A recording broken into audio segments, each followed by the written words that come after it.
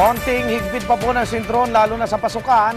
Sasabay kasi sa pagbabalik eskwelang taas pasahe sa jeepney sa NCR at Region 4. Hindi pa sinasabi ng LTFRB kung magkano dahil iaabiso pa raw ito sa Malacanang. Pero ngayon pa lang, umaalma na ang ilang pasahero. Saksi si Julius Segovia.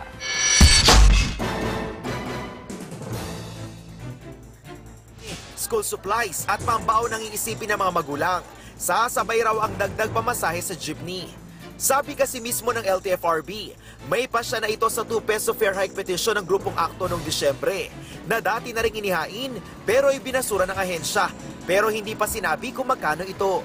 Meron na kaming draft resolution doon. Ang nangyari, finorward namin sa of the Secretary of the OTC, which he will be briefing the President on the said increase. And I'm pretty sure that we will have a resolution even before June. Within a few weeks, lalabas na po yan. At dahil sabay na sabay sa pagbabalik eskwela ang dagdag pamasahe. Sisiguraduhin po namin that we will have sufficient time in order to inform the public if there would initially be an increase. Aminado naman ang mga transport group na di ito basta-basta maipatutupad. Kahit may decision na, ang LTFRB ay kailangan pala ay may basbas pa rin ng Malacanang at saka ng DOTC. Merong sariling proseso yung LTFRB. The LTFRB is a quasi-judicial body that can decide on fair petitions and fair increases.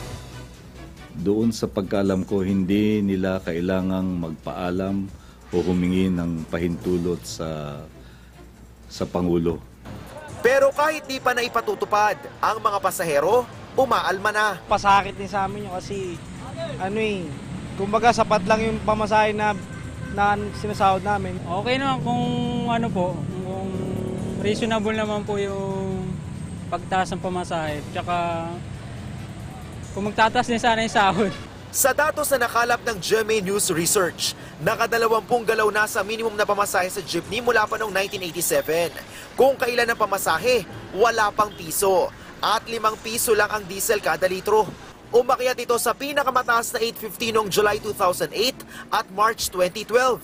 Bago ito bumaba sa kasalukuyang 8 pesos noong May 2012. Kahit taas-baba ang presyo ng diesel sa loob ng panahong 8 pesos ang pamasahe, mapapansing halos naglalaro sa 40 pesos ang kabuoang halaga nito. Sa kabila ng rollback, dismayado pa rin ang grupong akto dahil wala pa rin daw resolusyon ng LTFRB kaugnay sa hiling nilang 2 pisong taas pasahe sa jeep. Hindi lang naman daw presyo ng petrolyo ang batayan sa paggalaw ng pasahe.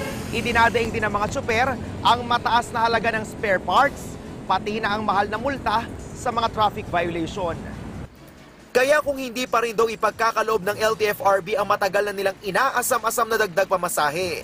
Ang huling barahan namin dito ay pagdating ng unang pasukan ng eskwelahan, ay doon kami mag-create ng malawakang transport strike kung talagang wala kaming magagawa sa mga hinihiling namin sa ating pamahalaan. Ako si Julius Segovia, ang inyong saksi.